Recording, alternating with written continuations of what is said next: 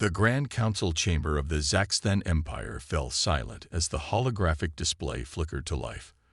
12 ancient beings, their crystalline bodies reflecting the soft purple light of their artificial sun, leaned forward to study the newly discovered planet. Another primitive world, Supreme Commander Valthex said, his voice carrying the weight of 10,000 years of authority. Sector 7, Quadrant 4. They call it Earth. The display zoomed in, showing cities, oceans, and the scattered remnants of recent wars. Data streams flowed alongside the images, detailing atmospheric composition, population centers, and technological advancement levels. Head researcher Zintera moved her floating platform closer to the display. Her crystals dimmed slightly, a sign of confusion among her kind. Supreme Commander, there's something unusual about these readings. Unusual. Valthex shifted his ancient form. In the Empire's 50,000-year history of conquering species, unusual was not a word they encountered often. They've split the atom, Zintera said, bringing up historical data. But they haven't mastered faster-than-light travel yet. This has never happened before. The council chamber erupted in murmurs. Every species they'd encountered had followed the same pattern. Achieve FTL travel, then develop weapons of mass destruction if they were so inclined. These humans had done it backward. Show me their conflicts, Valthex commanded. The hologram shifted, displaying Earth's military history. The council watched in silence as images of ancient battles gave way to modern warfare. Tanks rolling across deserts, ships crossing vast oceans, aircraft dropping bombs, submarines lurking in deep waters. They've been fighting. Zintera's voice trembled slightly. They've been fighting for their entire recorded history. Every advancement in their technology, they've adapted it for war. Valthex studied the data with growing concern. Send the standard submission demand. They're primitive enough that our ships will impress them into compliance. Hours later, the human delegates arrived through the recently established quantum communication link. They were small, soft creatures, nothing like the crystalline Zaxthan. The Empire's translators conveyed their demands. Submit to Imperial rule or face destruction. The humans looked at each other. Then, to everyone's shock, they laughed. Is something amusing about your species' survival? Valthex demanded. The lead human delegate, a woman named Sarah Chen, smiled. Supreme Commander, we've reviewed your Empire's history. You've conquered thousands of worlds. Your technology is impressive. Your numbers are overwhelming. But we noticed something interesting. She paused, her smile never wavering. You've never faced a species that spent its entire existence fighting itself. Every technology we've created, we've thought about how to turn it into a weapon. Every scientific breakthrough, we've considered its military applications, not because we wanted to, but because that's what our history taught us to do. You think your primitive weapons can stand against an empire that spans 70% of the galaxy? Valthex's crystals pulsed with anger. Perhaps, Chen said, still smiling, you should study our history more carefully. Particularly the parts about what happens to empires that think they can easily conquer others. The transmission ended, leaving the council in stunned silence. They're either insane or they know something we don't, Zintera said quietly. Supreme Commander, we should conduct more research before. No, Valthex interrupted. We are the Zaxthan Empire. We do not delay. We do not show weakness. His crystals glowed with determination. Prepare the fleet. Let's show these humans what real warfare looks like. As the council members filed out, none of them noticed Zintera still studying the human historical data. None of them saw her crystals dim with worry as she read about something humans called guerrilla warfare.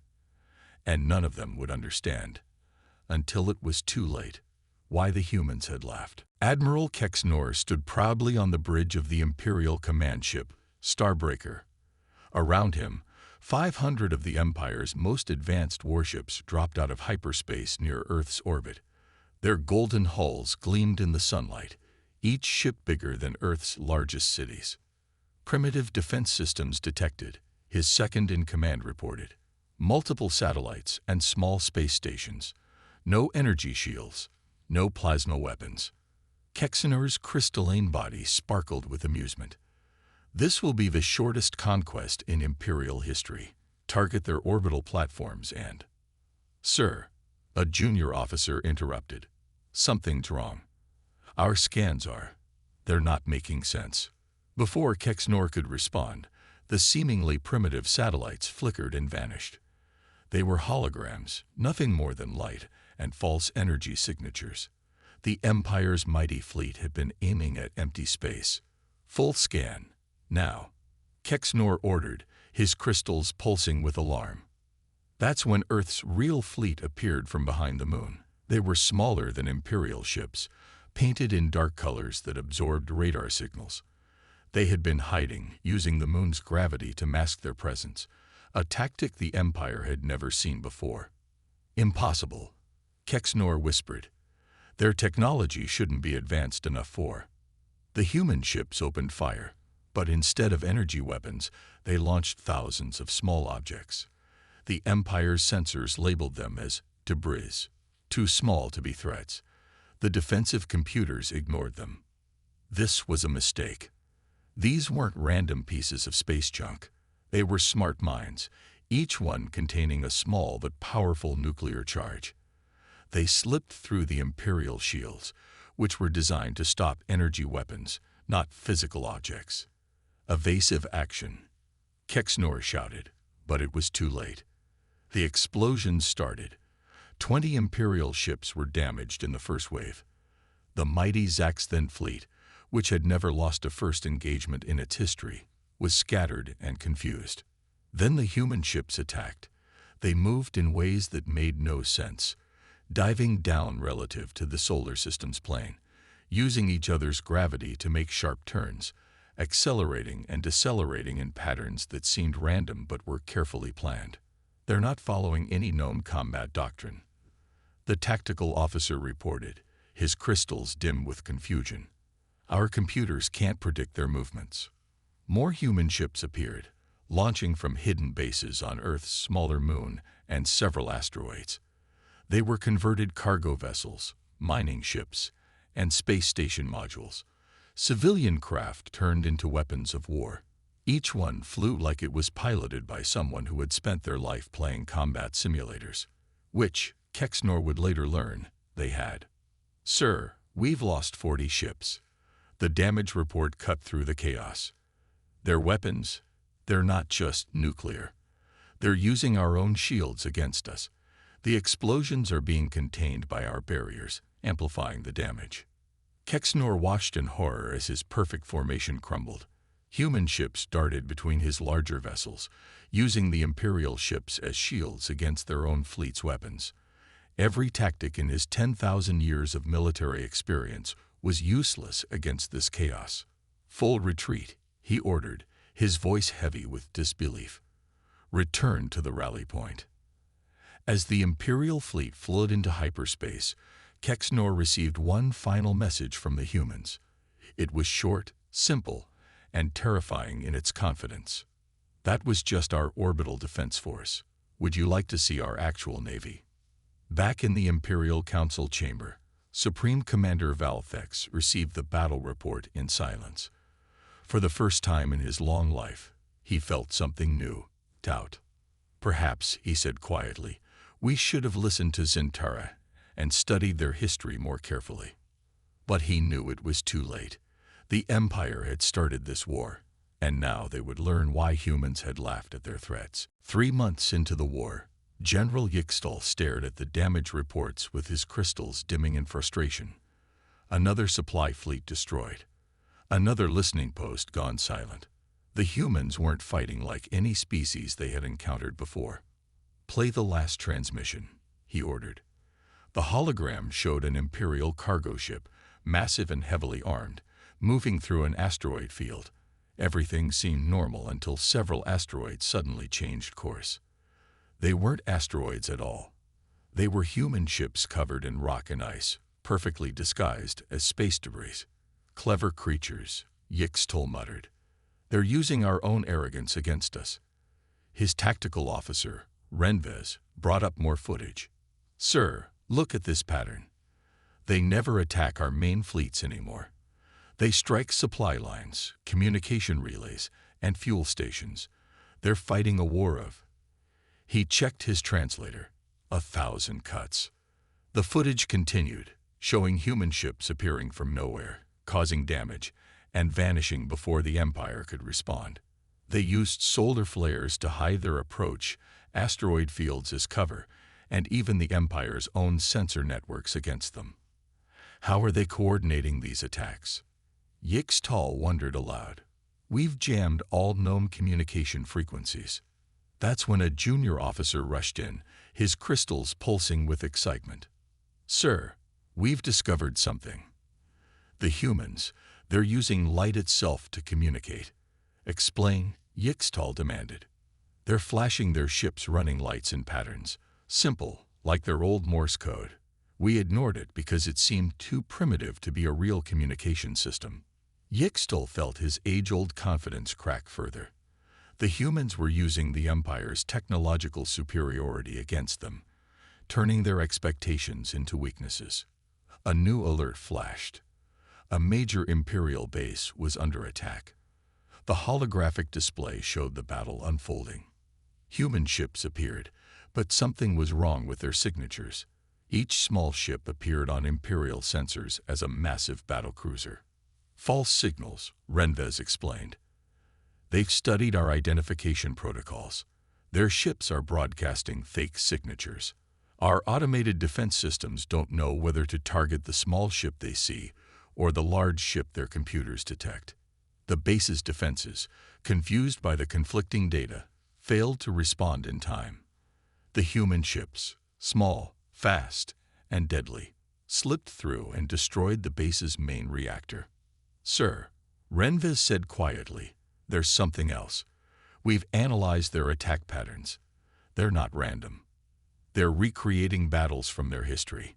Naval battles fought on their oceans centuries ago. We're facing strategies refined over 1,000 years of warfare, adapted for space combat. Yixtal watched another supply convoy disappear in a series of precisely targeted explosions. The humans had hidden nuclear mines in fields of ordinary space debris. His ships couldn't tell which pieces of junk were dangerous and which weren't. They're wearing us down, he realized. Every ship we lose is irreplaceable. Every base they destroy takes years to rebuild. But he gestured at the footage of human ships disappearing into the darkness of space. They're building new ships inside asteroids, hidden stations, and their outer planets. We can't find their production facilities because they're scattered everywhere. A message flashed across his screen. Another listening post destroyed. But this time, the humans left a message, broadcasted on all frequencies in perfect Imperial standard. In Earth's oceans, there were creatures called pirates. They proved that a small, fast ship with a clever crew could defeat the mightiest navy. Space is just another ocean. And humans, we've been pirates far longer than we've been astronauts. Yixtal turned to his staff, his crystals now a dull gray of worry. Find me everything about Earth's pirates. We need to understand how they think, or this war is already lost. But deep down, he feared it might be too late. The Empire had expected a simple conquest. Instead, they had awakened a species that turned warfare into an art form. Head researcher Zintara's laboratory deep within the Imperial Palace was filled with holographic displays showing thousands of years of human warfare. Her research team had spent months studying Earth's military history, and what they found disturbed them deeply. Play the simulation again, she ordered, her crystalline form dimming with concentration. A hologram showed two battles side by side. On the left, an ancient human naval battle from something called the Battle of Trafalgar. On the right, a recent space battle where human ships had destroyed an Imperial fleet.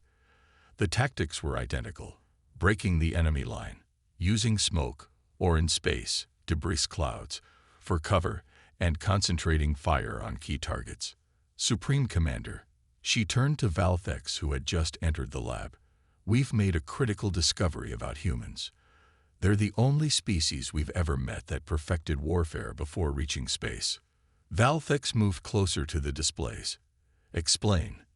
"Every other species, including us, developed combat tactics after achieving spaceflight. But humans," she brought up more battles. "They spent thousands of years fighting on land, sea, and air. They learned warfare in 3 dimensions long before they left their planet." She showed footage of human fighter pilots from their Second World War, then compared it to recent space combat. "Look at how they move. Other species fly in straight lines, relying on computers for combat maneuvers. Humans fly like they were born for it." A junior researcher floated forward, adding, "They have something called muscle memory. Their bodies learn and remember complex movements. Their pilots don't just follow computer suggestions. They feel their way through space." Valthex watched the battles with growing concern. "Is this why our automated defense systems keep failing?" "Yes," Zintera replied. "Our computers are programmed with 10,000 years of space combat data. But humans don't fight like any spacefaring race. They fight like they're ancient warriors." She showed more footage. Roman legions forming testudo formations, now copied by human ships using overlapping shields. Mongolian horse archers hit-and-run tactics, adapted for spacefighter attacks. Submarine warfare from their oceans, now used to hide ships in asteroid fields. "There's more," she continued. "Look at their training." The display showed human military academies. Every other species trains soldiers after they decide to join the military. Humans, they have games. War games. Their children play at combat before they can even walk. They have millions of combat simulation programs they call video games. Their entertainment prepares them for war from childhood. Valthex's crystals pulsed with worry. How many of their combat pilots played these games? "All of them," Zintera said quietly. "Their pilots spend thousands of hours in simulators before touching a real ship. They call it gaming. We call it combat training." She brought up one final display, a comparison of reaction times.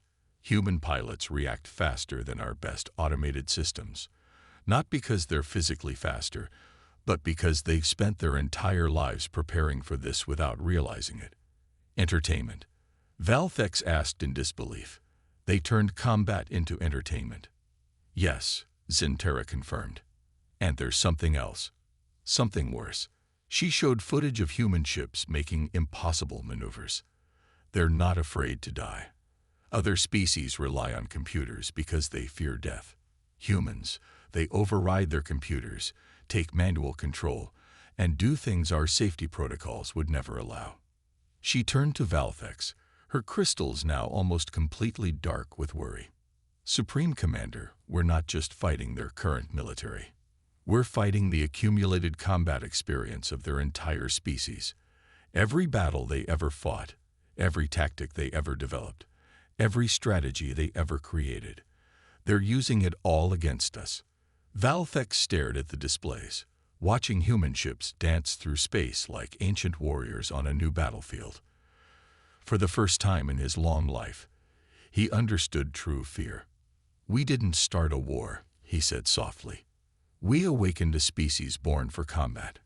And they're just getting started." Fleet Commander Dexvol watched in horror as another Imperial battle group fell into chaos. His command screen showed something impossible. Human cargo ships were transforming mid-battle. "How are they doing this?"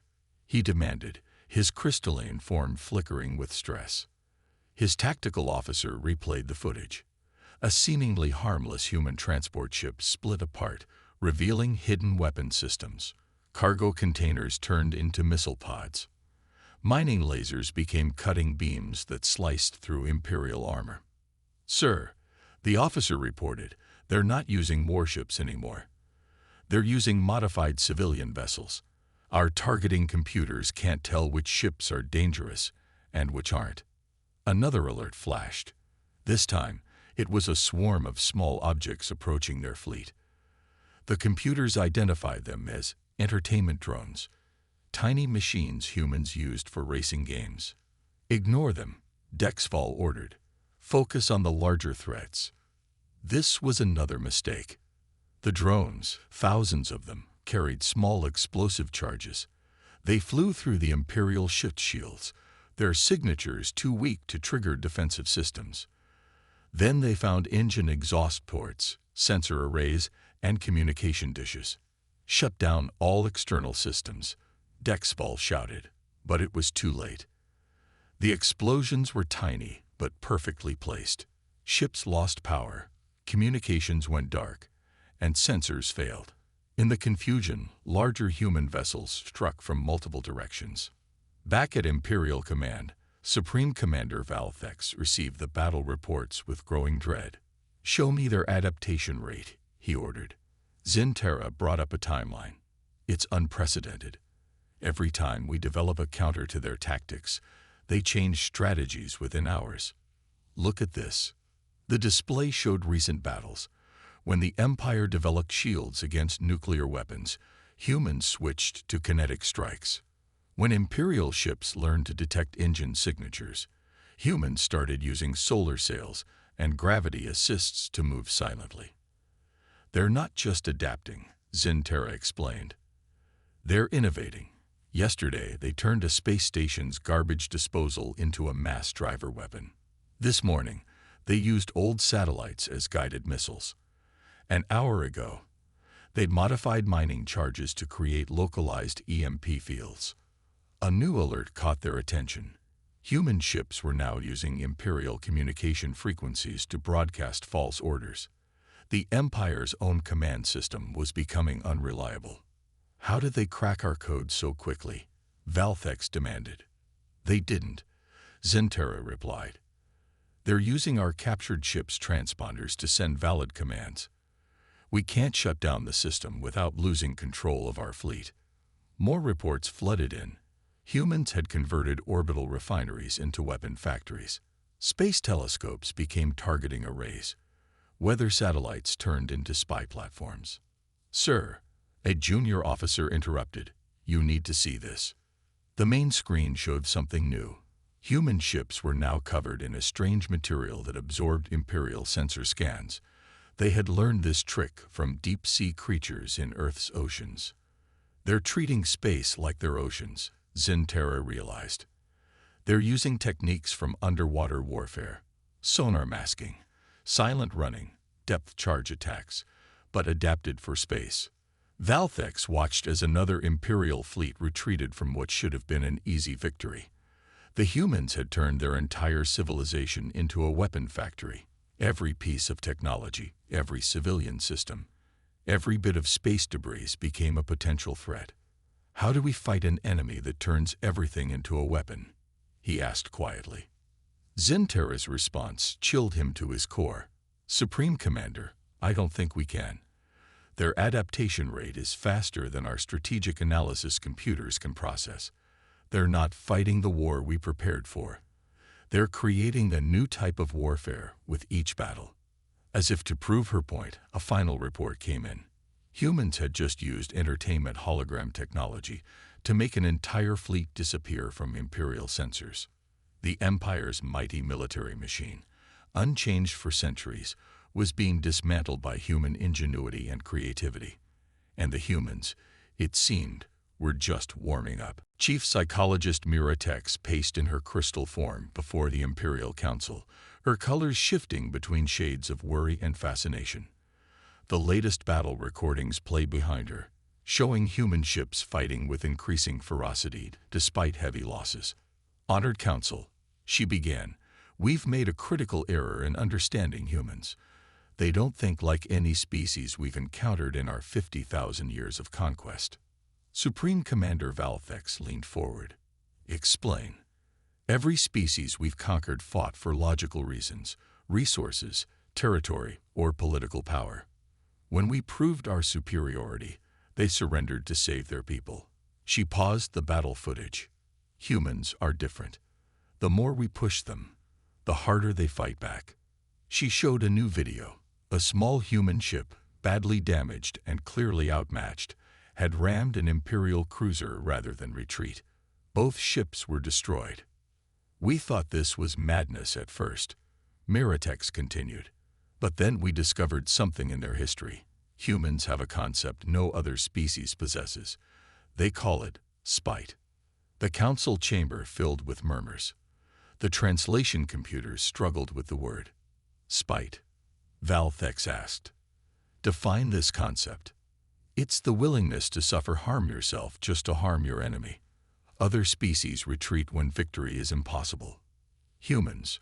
She showed more footage. Humans fight harder. They would rather die fighting than live under our rule. Head researchers in Terra floated forward. This matches our historical analysis. Humans have a pattern of fighting against overwhelming odds. They call them blast hands. The display showed scenes from human history. Thermopylae, the Alamo, Masada. Small forces fighting to the death against superior numbers.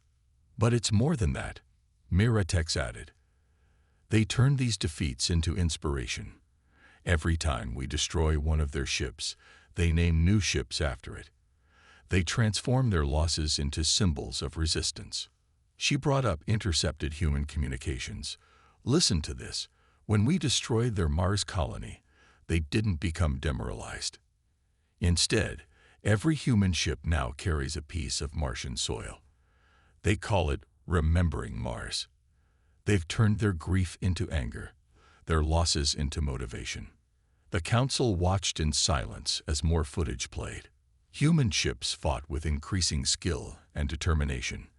Their tactics were becoming more daring, more creative, and more dangerous. There's something else, Miratex said quietly. Something worse. They're enjoying this. Enjoying war? A council member asked in disbelief. Not the war itself, the challenge. Every time we force them to adapt, they become stronger. They're treating this like one of their video games, trying to find new ways to beat a powerful opponent. They're learning from each defeat. She showed brain scans of captured human pilots. When faced with impossible odds, their brains release chemicals that enhance performance. Fear makes them more focused. Anger makes them stronger. They evolved as prey animals on a deadly world, and it shaped their psychology. They're designed to function best when under threat. Valthex's crystals dimmed. How do we defeat an enemy that grows stronger with each defeat? We can't, Miratex stated simply. Our original error wasn't underestimating their technology or tactics. Our error was fundamental. We thought they would behave rationally like every other species. Instead, they operate on principles we can't understand. She played one final intercepted message, a human commander speaking to their fleet. Remember what they did to Mars.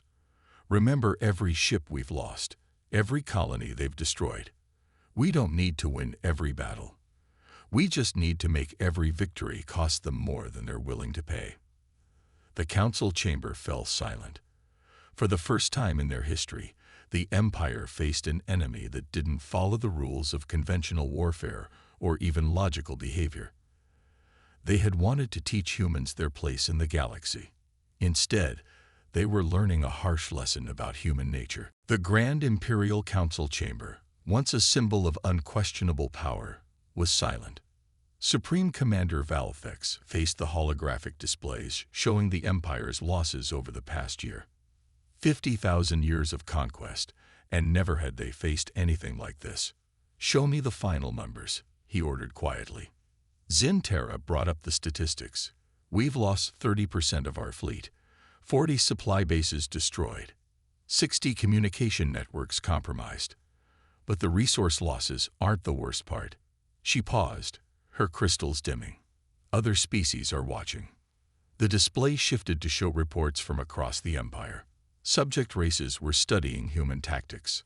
Several colonies had already started refusing imperial orders, citing maintenance issues, the same excuse humans used before their ambushes. They're learning from them, Valthex realized. The humans are teaching the galaxy how to resist us. A new alert flashed. The humans had struck again, this time using a tactic no one had seen before. They'd converted an entire asteroid into a massive kinetic weapon, accelerating it through Imperial space using gravity assists from planets and stars. The damage was devastating. "We can rebuild the ships," an ancient council member spoke up. "We can replace the bases, but we cannot replace our reputation.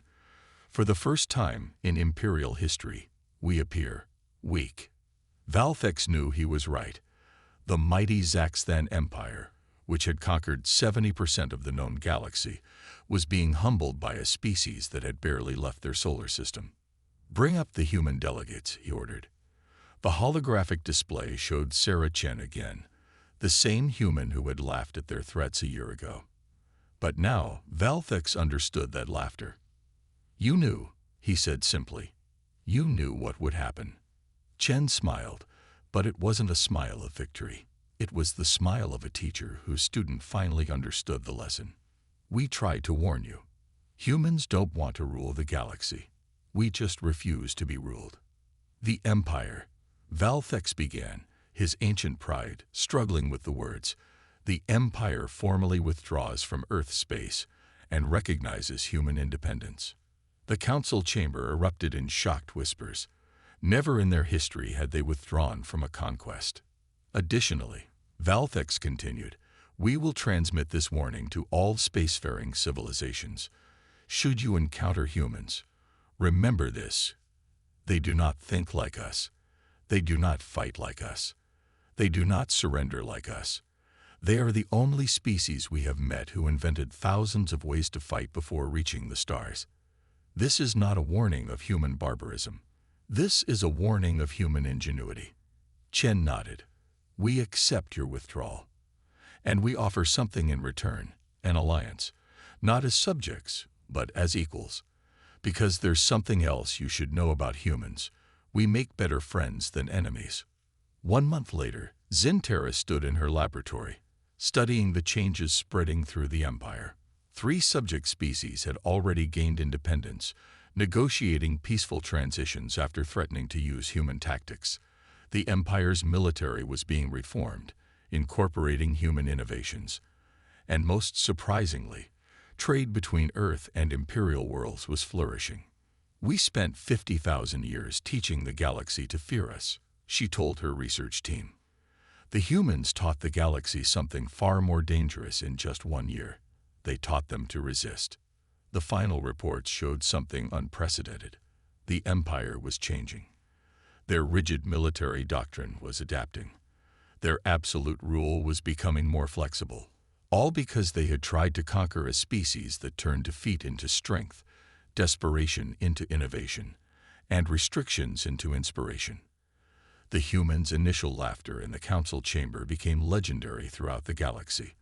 They had known something it took the Empire a costly war to learn. Sometimes the strongest weapon isn't technology or numbers or even tactics. Sometimes the strongest weapon is simply refusing to bow. *, the end *.